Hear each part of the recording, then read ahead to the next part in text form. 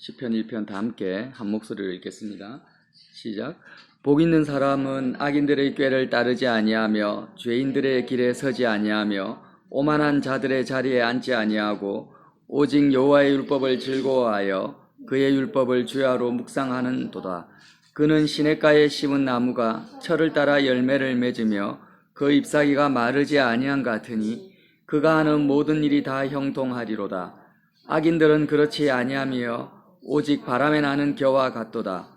그러므로 악인들은 심판을 견디지 못하며 죄인들이 의인들의 모임에 들지 못하리로다.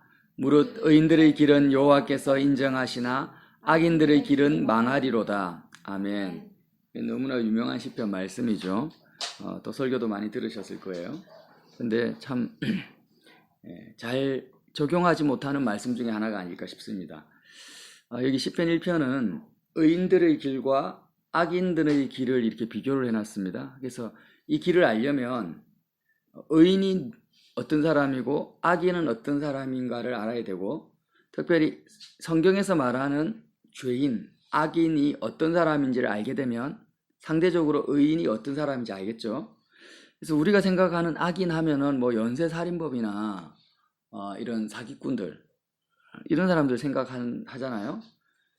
그런 부분들을 이제 다 내려놔야 됩니다. 그런 것들을 다 내려놓고 정말 하나님이 생각하는 악인, 또 성경이 말하는 죄인, 어떤 사람인지를 이제 성경을 통해서 보자는 거죠. 이건 제 말도 아니고 제 생각도 아니고 그냥 정말 성경에서 말하는 악인. 그럼 나는 어떤 사람인가, 어떤 길을 가고 있는지를 알겠죠. 그걸 알게 되면 여기 보면 복 있는 사람은 뭘 하는 사람이 아니라 일단은 뭘 안 하는 사람이에요. 복 있는 사람은 악인들의 꾀를 따르지 않고요. 그 죄인들의 길에 서지 않고, 따르지 않고, 서지 않고, 오만한 자의 자리에 앉지 않고, 따르지 않고, 서지 않고, 앉지 않습니다. 일단 안 해야 된다라는 거죠. 그래서 악인들의 꾀가 뭐냐? 이 악인들의 꾀에 대해서 한번 성경을 찾아보고 싶은데요. 시편 17편 14절에 나와 있습니다. 한번 찾아보겠습니다. 시편 17편 14절.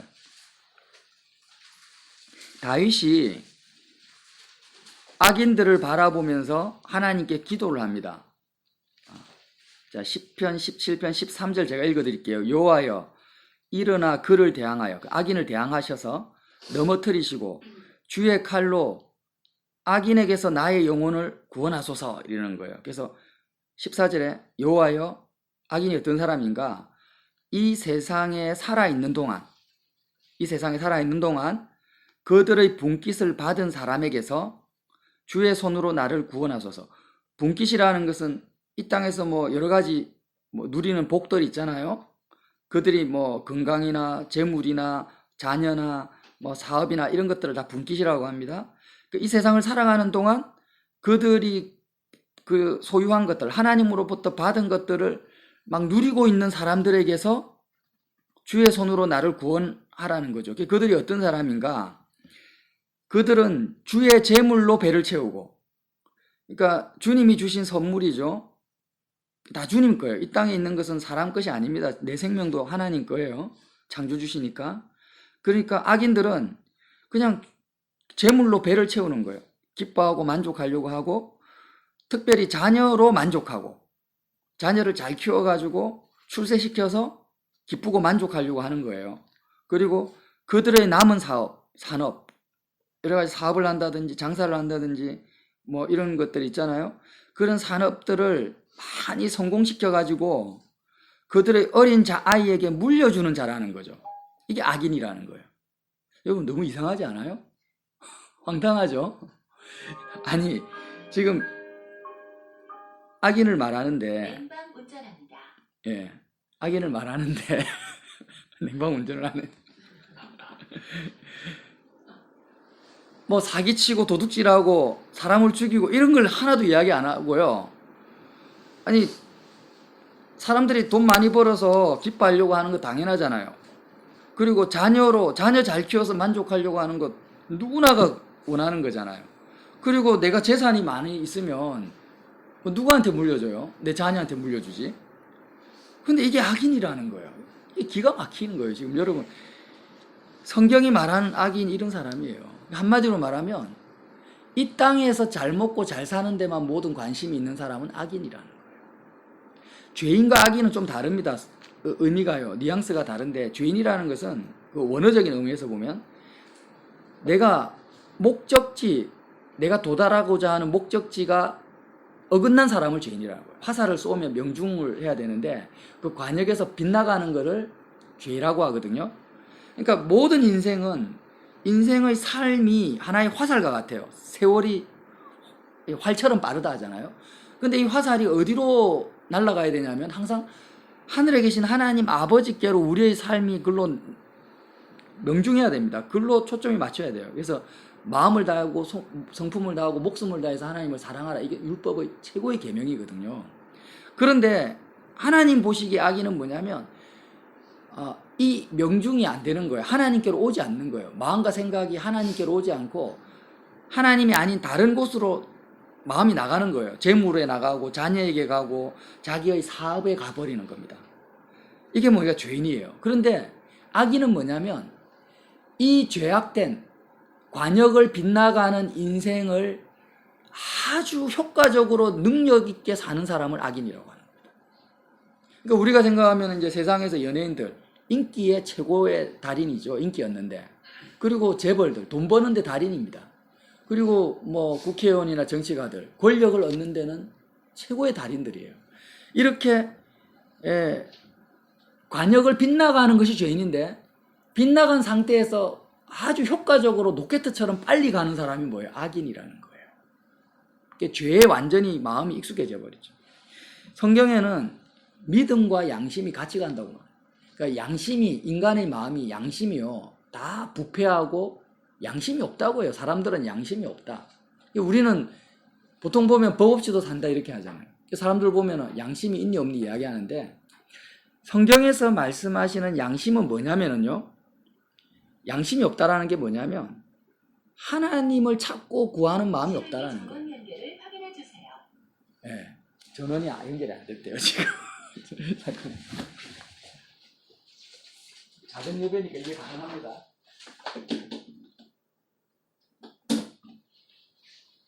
껐다가 한번 다시 켜주세요. 그러니까 성경에서 말하는 양심은요 뭐냐면 편하게 앉으세요. 다리도 펴고 편안하게 앉으세요.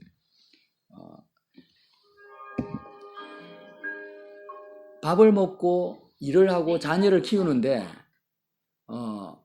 그냥 밥을 먹든지 자녀를 키우든지 일을 하든지 간에 항상 24시간 하나님을 찾고 구해야 되는 것이 원래 타락하지 않은 인간의 본질이에요. 그러니까 우리가 뭘 지금 모르고 있냐면 우리가 만나는 100명이든 1000명이든 모든 사람이 양심이 없어요. 하나님 보시기에. 선한 마음이 없는 거예요. 그러니까 100이면 100, 1000이면 1000 전부 양심이 있는 사람을 아예 못 만나니까 전부 돈 벌려고 하고 자녀로 만족하려고 하고 주님이 주신 재물로 배를 채우고자 하는 것이 다 그게 의롭고 선하고 성실하고 맞다라고 생각하고 우리가 살아가니까 양심이 없다라는 개념이 뭐냐면은 돈을 버는데 돈을 많이 벌어서 만족하려고 하는 것이 양심이 없는 게 아니고 돈을 버는 데 있어서 사기를 치는 사람을 양심이 없다 이렇게 생각을 하는 거예요. 그러니까 자녀를 키워가지고 자녀 잘 되는 것을 보고 기뻐하려고 하는 사람을 양심이 없다고 하지 않고 자녀를 편법으로 이번에 그런 분처럼요. 예. 편법으로 이렇게 해가지고 잘 키우는 사람이 양심이 없다고 해요. 근데 성경에서 말하는 양심은 그게 아닙니다. 내가 지금 마음을 채우고자 하는데 내 마음의 기쁨과 만족이 하나님을 만나고 하나님의 사랑을 누리는 것으로 기뻐하려고 하지 않고 다른 것으로 기쁘고 만족하려고 하는 것을 뭐라고 하냐면 양심이 없다라고 하는 거예요. 양심 부패했다라는 거예요. 그게 뭐예요? 죄인이고 악인이라는 거예요. 그래서 복 있는 사람은 악인의 꾀를 따르지 않는다라는 거는요. 그렇게 시편 17편 14절에 나온 것처럼 자녀로 만족하고 재물로 배부르고 남은 산업을 자녀에게 물려주고자 하는 그 가장 보편적이고 모든 사람이 가지고 있는 정상적인 그 생각이 성경이 말하는 악인의 꾀라는 겁니다. 그거를 따라가지 않는다라는 거예요. 여러분 이해가 되세요? 그러면 그렇게 다 따라가고 있는 사람은 뭐예요? 복이 없는 사람이야. 충격이죠. 제가 이 말씀 읽고 굉장히 처음에 저는 엄청 충격받았는데 여러분 충격 하나도 안 받는 것 같습니다. 그리고 죄인들의 길에 서지 않는다라는 건 뭐냐면 우리가 사업을 할 때도 그러잖아요. 어떤 전략을 세워놓고 그 전략을 실행하잖아요. 그러니까 그런 꾀를 쫓아서 삶을 살지 않는 거예요. 그 길을 가지 않는 거예요. 사람들이 다 가는 성공 출세의 길이 있습니다. 그 세상을 누리고자 하는 그런 길에 똑같이 가지 않는 거예요. 그게 죄인들의 길이라는 거예요. 그러니까 어떻게 보면은 100이면 100, 1000이면 1000 다 그 길을 가고 있습니다. 그 꾀를 따라가고 있어요. 그 길에 서지 않는 사람이 복 있는 사람인데, 자, 그러면 보세요. 악인들의 그 꾀를 붙잡고 그 꾀를 성취하기 위해서, 그 계획을 성취하기 위해서 그 길을 열심히 달려가서 어디에 도달하려고 할까요? 바로 오만한 자의 자리에 앉으려고 하는 겁니다.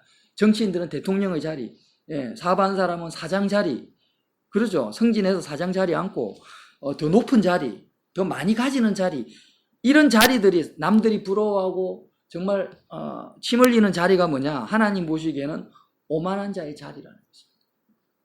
사람들이 박수 쳐주는 모든 자리가 사실 오만한 자의 자리예요. 기가 막히죠. 예. 그러니까 우리는요, 악인들의 꾀를 따르고 있어요, 사실. 악인들의 꾀를 따라와 살고 있었고, 그게 내가 악인인 것도 모르고 살았고, 양심이 아예 없이 살았고, 예, 웃음이 나오네요. 죄인들의 길에 서 있으면서도 나는 교회만 다니고 헌금하니까 하나님 자녀라고 믿고 있었고, 그리고 오만한 자의 자리를 너무나 탐내고 도달하고자 열심히 달려갔다라는 것입니다. 그런데 복 있는 사람은 어떤 사람이냐? 2절에 오직이라는 것은 다른 거 하지 않는다라는 거예요. 다른 거 하지 않고 복 있는 사람은 오직 뭘만 합니까? 여호와의 율법을 즐거워하며 그 율법을 주야로 묵상하는 듯. 자, 여러분, 여호와 율법 하니까 모세의 10계명 말하는 게 아니고요. 그것도 포함되지만 여호와의 율법을 어떻게 한다고요? 즐거워한다라는 거예요. 즐거워한다라는 건 뭐냐면 10계명이 즐겁습니까? 그걸 말하는 게 아니에요. 지금 악인들의 꾀, 죄인들의 길, 오만한 자의 자리에 이렇게 앉으려고 하는 것이 아니라 율법이라는 것은 전에도 말씀드렸지만 하나님의 생각과 뜻입니다. 우상은 말이 없어요. 우상은 뜻이 없어요. 그러니까 사람들이 우상 숭배하는 이유는 왜요? 자기 소원을 우상에게 말해도 우상은 아무 간섭을 안 하거든요. 기브 앤 테이크거든요. 자동 판매기처럼 내가 돈을 갖다 바치면은 바친 만큼 나한테 내가 원하는 거를 주는 게 우상이에요. 그런데 여호와는, 하나님은 그런 분이 아니에요. 살아계시고 인격적으로 나에게 말씀하시고 나의 머리들까지 세시면서 하나님, 예를 들어서 하나님 내가 성공하고 싶어요 이렇게 이야기를 했는데 하나님 알겠다, 나한테 갖다 바쳐라, 그러면 내가 성공시켜줄게, 이런 분이 아니고 내가 너의 인생에 뜻이 있고 계획이 있고 목적이 있다. 오늘 하루를 살아가는 데 있어서 나는 내 뜻은 이거야, 내 생각은 이거야 라고 말씀하시는 살아계신 하나님이 여호와라는 거예요. 그 하나님의 말씀이 뭐예요? 율법이라는 거예요. 그러니까 여호와의 율법을 즐거워한다는 것은 모세의 10계명을 달달 외우는 것이 아니고요. 내가 악인의 꾀가 너무나 귀에 많이 들리고 나도 그 꾀를 쫓아가고 싶고 오만한 자리에 앉고 싶은 그때 살아계시고 인격적으로 살아계신 하나님이 내 앞에 나타나셔서 나에게 말씀하시는 거예요. 아니야, 나는 너의 인생을 향한 나의 사랑이 있고 뜻이 있고 계획이 있어. 너가 원하는 것, 내가 원하는 건 이거야 하면서 살아계신 하나님의 뜻과 생각을 나에게 말씀해 주시는데 그것을 뭐예요? 즐거워한다라는 거예요. 사람들은 세상에서 성공하는 10가지, 7가지 법칙을 즐거워하고 성공한 테드 강의 같은 거, 그런 것들을 즐거워하는데 복 있는 사람은 뭘 즐거워해요? 하나님의 뜻과 생각, 살아계신 하나님을 즐거워한다. 사람을 즐거워하는 것처럼 하나님을 즐거워하는 것입니다. 그리고 그의 율법을 어떻게 합니까? 주야로 묵상한다라는 거예요. 묵상한다. 율법을 하는 것은 이제 10계명이라고만 고정관념을 버리시고 아주 나의 삶의 구체적인 하나님의 뜻과 생각이라고 생각하시면 돼요. 그것을 어떻게 주야로 아침 저녁으로 묵상한다. 묵상이라는 원어적인 뜻이요. 그냥 막 혼자서 이렇게 묵상하는 게 아니에요. 아니고 원어적인 뜻이 말하다 속삭이다라는 뜻이에요. 여러분 아가서라고 있죠. 성경에 보면 아가서가 있습니다. 솔로몬과 술람미 여인의 사랑 이야기가 있어요. 연인들이 서로 사랑에 빠지면은요 말을 어떻게 합니까? 큰 소리로 야 물 가져와 이런 안 하잖아요. 서로 어떻게 합니까? 속삭이잖아요. 비밀스러운. 왜? 두 사람만의 아주 은밀한 비밀이 있는 거예요. 남들한테 이야기해주기 싫은 그런 은밀한 비밀의 그 속삭임이 묵상이라는 거예요. 이해되시죠? 그러니까 복 있는 사람은 여호와의 율법을 주야로 묵상한다라는 것은 살아계신 하나님, 나의 삶의 모든 생각과 뜻을 가지고 계신 그 하나님을 마치 나의 둘도 없는 애인처럼 옆에 끼고 주야로, 그러니까 24시간 하나님과 항상 속삭이면서 비밀스러운 사랑을 나누면서 살아가는 그 사람이 뭐예요? 복 있는 사람이라는 거죠. 오직 그것만 한다라는 거예요.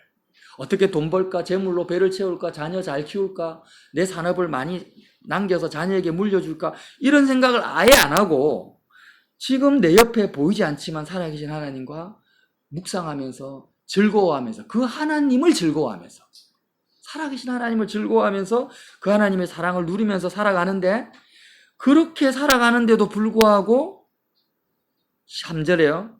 그는, 복 있는 사람은 시냇가에 심은 나무가 철을 따라 열매를 맺으며 그 잎사귀가 마르지 아니한 같으니 그가 하는 모든 일이 다 형통하리로다. 그럼 이 말씀 읽으면 이제 오해를 해요. 와, 그러면 그렇게만 살면 돈도 잘 벌고 자녀도 잘 되고 다 잘 될 거냐. 여기서 성경에서 말하는 형통은요, 내 뜻이 이루어지는 것을 형통이라고 하지 않습니다. 성경에서 말하는 형통은 나를 향한 하나님의 뜻과 계획이 이루어지는 것을 형통이라고 하는 거예요. 그럼 예수님이 이 땅에 오셔가지고 형통하셨어요? 형통하지 않으셨어요? 예수님은 가장 형통하신 분이에요. 근데 예수님이 어떻게 되셨어요? 십자가에 못 박혀서 죽으셨어요. 그럼 사람들이 볼 때, 야, 인생 너무 불쌍하다. 나이가 30대 초반에 세상에 꿈도 한번 장가도 못 갔죠. 뭐, 대대 출세한 적도 없어요. 30대 초반에 저렇게 벌거벗은 몸으로 잔인하게 십자가에 못 박혀 죽다니. 인생 너무 불쌍해. 이렇게 말하는데, 하나님 보시기에 주님은 정말 형통하신 거예요. 주님을 만난 12제자들이 어떻게 됐습니까? 예수님 만나서 나중에 다 순교합니다. 마지막으로 죽은 사람이 사도 요한인데 90세가 넘어서 감옥에서 밤모섬에서 죽지 않습니까? 형통입니까? 사람들이 보기에 쫄딱 망한 거죠. 비참한 거죠. 그런데 12제자들은 형통한 겁니다. 하나님의 뜻이 그들을 통해서 완전히 이루어진 거예요. 그러니까 모든 일이 다 형통한다라는 거예요. 어떻게 하는 사람들요? 하나님과 사랑의 속삭임 가운데 하나님을 즐거워하면서 주야로 살아가는 사람은 그 사람을 통해서 하나님이 그를 통해서 이루시고자 하는 모든 일을 마음껏 이루어 가신다. 사절에 악인들은 그렇지 않았다. 악인들은 자기 뜻과 자기 생각과 자기 꾀만을 이루어 가죠. 이루어 갑니다. 꿈이 이루어집니다. 세상 사람들 가운데 꿈이 얼마나 많이 이루어집니까? 그리고 많이 성공담을 이야기합니까? 부러워합니까? 그런데 형통한 것이 아니에요. 형통하지 않습니다. 자기 뜻이 이루어지는 것이죠. 그렇지 않으면 오직 바람에 나는 겨와 같도다. 바람이 뭘까요?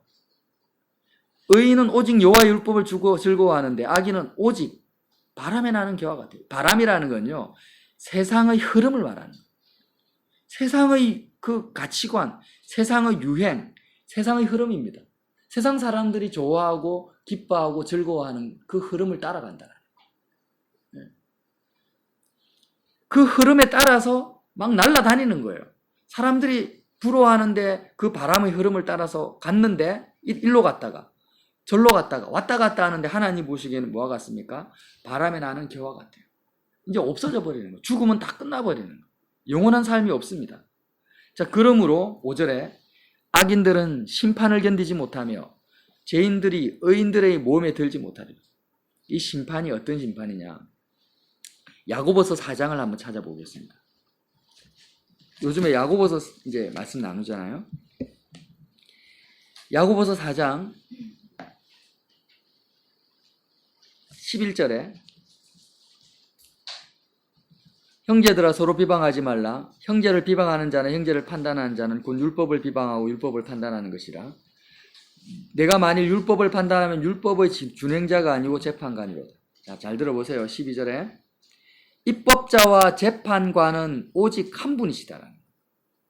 우리가 어떤 사람의 인생을 바라보면서 네가 잘 살았니 못 살았니 너는 성공했다 실패했다 이렇게 말할 수 있는 게 아니라는 겁니다. 그 사람의 인생의 성공과 실패의 여부, 과거의 삶을 잘 살았는지 못 살았는지를 판단하시는 분, 재판관은 한 분인데 누구냐? 능히 구원하시기도 하시며 멸하기도 하시는 그분인 하나님이시라는 거예요. 근데 너는 누구에게 이웃을 판단하냐라는 거예요. 자, 그러면서 지금 야고보서 4장 13절이 또 악인에 대해서 말합니다. 아까 10편 17편 말씀하고 똑같은 말씀이에요. 들어라. 너희 중에 말하기를. 자, 너희 중에 이제 서로 어떻게 이야기하느냐? 오늘이나 내일이나 우리가 어떤 도시에 가서 거기서 1년을 머물면서 장사하여 이익을 보리라 하는 자들아. 여러분, 사람들 다 이렇게 말합니다. 내가 미국에 가서 무슨 일을 하겠다. 내가 어디 가가지고 이렇게 일을 하겠다. 어떤 도시에 가서 뭐 1년이나 사업 계획을 세우는 거예요. 어떤 내가 직장을 구하겠다라는 거예요. 거기서 뭘 하게요? 이익을 보겠다. 그러니까 이 말은 특별하게 잘못된 말이 하나도 아니죠. 그냥 인생을 살아가는데 자기 계획을 가지고 있는 거예요. 나는 이렇게 직업을 가지고 어떤 직장을 구하고 어떤 학교를 나와서 내가 이런 삶을 한번 내 인생을 한번 펼쳐보겠다. 행복한 삶을 살아보겠다. 이렇게 말하는 자들아, 이게 뭐 악인이라는 거예요. 14절에 내일 일을 너희가 알지 못하는도다. 내일 죽을지 살지 어떻게 아냐라는 거예요. 너희 생명이 무엇이냐? 생명이 있어야 살죠. 너희는 잠깐 보이다가 없어지는 안개니라. 잠깐 보이다가 없어지는 안개 체험 많이 하셨죠? 그런데 왜 너희는 이런 계획을 세우고 사냐라는 거예요.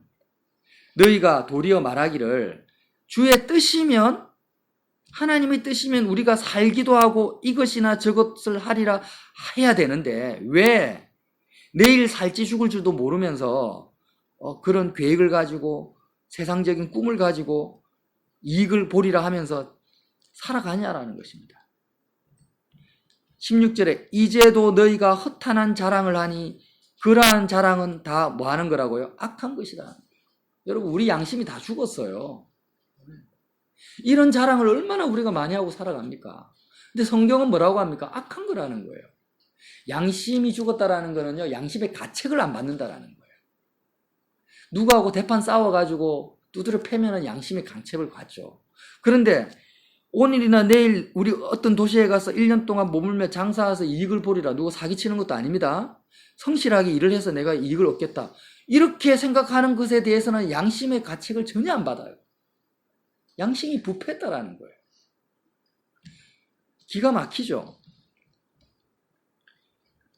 이 모든 것들이 그런 계획들이 이루어지고 성공한 것을 자랑합니다. 그렇게 자랑하는 것이 뭐예요? 전부 다 악한 거라는 거예요. 그러므로 사람이 선을 행할 줄 알고도 행하지 아니하면 죄다. 선이 뭡니까? 하나님을 찾고 하나님을 구하고 그리스도를 사랑하는 것을 최우선으로 두는 것을 배우고도 성경을 알고도 그렇게 행하지 않고 여전히 그런 삶을 살아가는 것은 죄라는 것입니다. 5절에 보세요. 들으라 부한자들아. 꼭 부자만을 말하는 게 아닙니다. 이렇게 살고자 하는 자들을 말하는 거예요. 너희에게 이 말 고생으로 말미암아 울고 통곡하라. 너희 재물은 썩었고 너희 옷은 좀 먹었으며. 재물이 썩었을까요? 아니에요. 옷은 좀 안 먹었어요. 너희 금과 은은 녹이 썰었다. 금과 은은요, 녹이 안 쓰는 겁니다. 근데 왜 여기서 녹이 썰었다고 할까요? 이 녹이 너희에게 증거가 되며 불같이 너희 살을 먹으리라.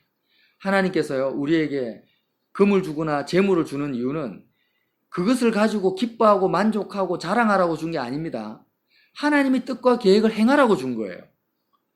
하나님의 뜻을 이루시고자 나를 통해서 이루실 때 금이 필요하고 은이 필요하니까 나에게 주시는 건데 그 금과 은을요, 쌓아놓는 거예요. 자녀에게 물려주려고. 그걸 내 노 대책하려고. 그렇게 쌓아놓는 것을 뭐라고 합니까? 녹이 썰었다라고 표현하는 거예요. 좀이 먹었다라는 것입니다. 그렇게 물질을 의지하고 재물을 의지하고 하나님을 의지하지 않고 이 땅에 있는 것으로 기뻐하고 만족하려고 하는 모든 사람이 가는 그 인생길을 가는 자들아, 그렇게 가는 것으로 말미암아서 너희가 어떻게 해요? 말세에 너희가 재물을 쌓았고 그 불같이 너희 쌀을 먹게 되리라. 무서운 말씀이죠. 무서운 말씀입니다. 그래서 4절에 5장 4절에 보라 너희 밭에서 추수하는 풋꽃에 주지 아니한 싹이 소리지릅니다. 하나님이 우리에게 뭔가를 주셨습니다. 그걸 가지고 내 배를 채우라고 준 게 아니라 추수하는 품꾼에게 하나님의 뜻대로 쓰라고 준 겁니다. 그런데 그걸 주지 않는다라는 거예요. 주면은 하나님이 더 채워주실 건데 계속 쌓아놓는다라는 거예요. 그 재물이 소리를 지른다라는 거예요. 추수한 자의 우는 소리가 만군의 주의 여호와에 들렸다. 5절에요. 너희가 땅에서 사치하고 방종하여 살육의 날에 너희 마음을 살찌게 하였다. 하나님의 심판의 날 살육의 날이 너희 마음을 살찌게 했다. 마음을 이 땅에 있는 것으로 채우고 기뻐하려고 했다라는 것입니다. 너희는 의인을 정죄하고 죽였다라는 거예요. 자, 제가 예를 들어서 의인이라는 소리가 아니라 이런 설교를 하면은요, 어떻게 해요? 이런 설교를 하는 사람 보고 미쳤다고 하는 거예요. 야, 니만 잘났냐 이러는 거예요. 그런 사람들, 선지자들이 그렇게 했다. 의인들을 정죄하고 죽였으니 그는 너희에게 대항하지 아니했다. 여러분, 왜 예수님이 십자가 못 박혀서 죽은지 압니까? 예수님이 이런 설교를 했기 때문이에요. 사람들이 보기에 너무나 정상적이고 성실하고 세상에서 정말 아무 죄도 없는 사람을 향해서 양심이 완전히 부패했다. 이 독사의 새끼들아. 이렇게 말을 하니까 예수님을 십자가에 못 박아 죽인 것입니다. 그러나 주님은 대항하지 않았죠. 자, 이제 다시 시편 1편으로 돌아가겠습니다. 말씀을 마무리 짓겠습니다. 그래서 5절에요. 그러므로 악인들은 심판을 견디지 못합니다. 이 하나님의 심판을 어떻게 견디겠습니까? 하나님이 무엇을 심판하는지도 알지 못하는데, 뭐가 악인인지도 알지 못하는데 어떻게 심판을 견디겠습니까? 죄인들이 의인들의 모험에 들지 못한다. 여러분, 우리는 의인들의 모험에 듭니까? 의인들의 모임이 뭡니까? 복 있는 사람들의 모임이에요. 주야로 하나님을 즐거워하며 기뻐하면서 내 마음에 어떠한 것도 이 땅에 있는 것으로 마음을 채우지 않겠다고 결단한 사람들입니다. 그래서 날마다 자기 십자가를 지면서 내가 재물로 기뻐하는 내가 마음이 죽었구나. 아, 내가 지금 예를 들어서 수익이 갑자기 많이 늘었어요. 수익이 많이 늘면은 저도 기뻐요. 저도 기쁜데 의인은 어떤 사람이냐? 아, 양심의 가책을 받는 거예요. 양심의 가책을. 돈 많이 벌어서 기쁜데 아는 거예요. 율법을 아는 거예요. 아, 내가 하나님으로 기뻐해야 되고 하나님으로 즐거워해야 되는데 지금 내가 돈 많이 벌어서 기쁘구나. 이거는 완전히 양심이 부패했구나. 내가 악인의 꾀를 쫓아가고 있구나 하면서 십자가 앞에 나아가서 회개하고 예수님의 피로 씻고 내가 하나님으로만 기뻐하려고 세상에 대해서 주님과 함께 죽기를 사모하고 죽어버리는 사람이 의인이라는 것입니다. 하나님이 우리를 심판하시는데 심판은 두 가지라고 했습니다. 여러분, 이것만 딱 진짜 잘 들어보세요. 백보자 심판이 있어요. 사람들이 다 죽으면 이 심판을 피해갈 수 없습니다. 저와 여러분이 언젠가는 다 죽을 거잖아요. 그러면 하나님의 심판대 앞에 섭니다. 그 심판의 기준이 뭐냐면 오늘 제가 10편 17편 야고보서 5장 말씀의 심판을 받게 됩니다. 네가 무엇으로 기뻐하며 즐거워했냐라는 거예요. 그런데 이 백보자 심판, 죽고 나서 받는 심판을 피할 수 있는 길은요, 살아있을 때 심판을 받는 겁니다. 살아있을 때 심판을 어디서 받냐? 십자가가 심판을 받는 장소예요. 예수님이 우리를 대신해서 십자가에서 심판을 받으셨어요. 하나님의 저주와 심판을 받으십니다. 그래서 내가 악인의 꾀를 따르고 죄인의 길에 서고 오만한 자의 자리에 앉고자 하는 나라는 존재가 예수님과 함께 십자가에서 죽었습니다라고 믿고 고백하는 것이 뭐예요? 하나님의 심판을 견디는 방법입니다. 그래서 날마다 하나님의 심판을 받는 것입니다. 그 의인이 뭡니까? 백보자 심판을 견디는 거예요. 그런데 그렇게 십자가의 심판을 나의 심판으로 받아들이지 않고 날마다 십자가를 지지 않는 사람은 심판을 견디지 못해요. 백보자 심판을 견디지 못합니다. 여러분, 이 굉장히 심오한 말씀이죠. 그래서 6절에 무릇 의인들의 길은 여호와께서 인정하시나 악인들의 길은 망한다. 예수님 뭐라고 하십니까? 내가 곧 길이요 진리요 생명이다. 나를 따라오는 자는 어떻게 합니까? 죽어도 살겠고, 나를 믿는 자는 죽어도 살겠고, 살아서 나를 믿는 자는 영원히 죽지 않아. 나를 따라오려거든 자기의 목숨까지도 미워하고 자기 십자가를 지고 따라오라는 것입니다. 이 말이에요. 똑같은 시편 말씀. 예수님의 제자들에게 그래요. 너희들이 나를 따라오려면은 너희 생명, 재물, 자녀, 모든 것들을 다 버려라. 모든 것을 다 버려. 이 버리라는 게 그러면 자기 전 재산을 헌금하라 이런 게 아니고요. 예수님이 다 버리라는 것은 하나님 말고 다른 것으로 만족하고 기쁘고자 하는 마음을 버리라는 거예요. 하나님이 돈을 주실 수도 있고 자녀를 잘 되게도 할 수 있고 못 되게도 할 수 있습니다. 그러나 이 땅에서 우리가 살아갈 때 잘 될 때도 있고 못 될 때도 있지만 그런 것에 연연하지 말고 그런 것에 마음 두지 말고 오직 나 예수 나 여호와로 말미암아 기쁘고 즐거워하게 해서 모든 것을 다 버리고 심지어는 자기 생명까지도 다 버리고 하나님만을 기뻐하고 즐거워하기 위해서 나를 따라오라는 겁니다. 그게 뭡니까? 의인의 길이라는 거예요. 그 길이 복 있는 사람의 길이라. 그 말씀을 시편 1편에서 말하는 거예요. 여러분 복은 예수님밖에 없어요. 예수님의 나의 길이 되시는 거예요. 신앙생활을 한다, 믿음 생활을 한다, 교회를 다닌다라는 거는요. 반드시 우리가 기억해야 됩니다. 예수님만이 나의 길이 되시는 상태라는 거예요. 예수님만이 나의 지혜가 되세요. 그리고 주님이 앉은 그 자리, 죽으시고 부활하시고 성천하셔서 주님이 어디에 앉았습니까? 하늘에 계신 하나님의 보좌 우편에 앉아 계십니다. 하늘 보좌, 주님이 앉으신 그 하늘 보좌만이 내가 앉아야 될 자리라는 것입니다. 이 땅에서 높은 자리는 내가 앉아야 될 자리가 아니에요. 너무나 선명하죠. 그런데 우리는 양심이 죽어버렸기 때문에 저와 여러분의 양심은 죽었어요. 그 양심이 살아나야 되는데 이 양심은 그냥 살아나는 것이 아니라 하나님의 은혜로만 살아납니다. 그래서 야고보서에는 가늠한 여인들이라 하잖아요. 가늠한 여인들. 여자를 말하는 게 아니고요. 세상과 짝하도 세상에서 잘 되고 잘 먹고 잘 살고자 하는 사람을 가늠한 여인이라는 것입니다.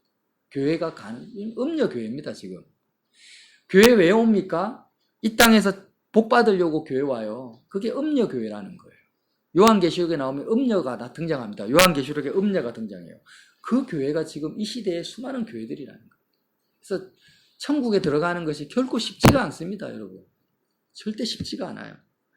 쉽지 않지만은 가능한 거죠. 누구든지 가능한데 복 있는 사람이 되면 됩니다. 저와 여러분이 이 말씀, 시편 1편 말씀을요, 깊이 한번 묵상해 보세요. 그리고 야고보서 4장, 5장 말씀을 깊이 묵상해 보세요. 제가 조금이라도 더 부담을 지어주거나 틀린 말을 한 게 아니고요. 그냥 성경에 있는 말씀 그대로 했는데 이 성경에 나타난 죄인과 악인의 그 테두리에서 우리가 저와 여러분이 벗어날 수가 없어요. 우리가 죄인이고 내가 악인이라는 거예요. 그리고 양심의 가책도 안 받는 악인이라는 거예요. 그래서 십자가를 바라보는 것 외에는 길이 없다. 구원의 길이 없다고 주님이 말씀하신 것입니다. 저와 여러분이 이 복 있는 사람이 되시기를 다시 한번 예수님 이름으로 기도드립니다.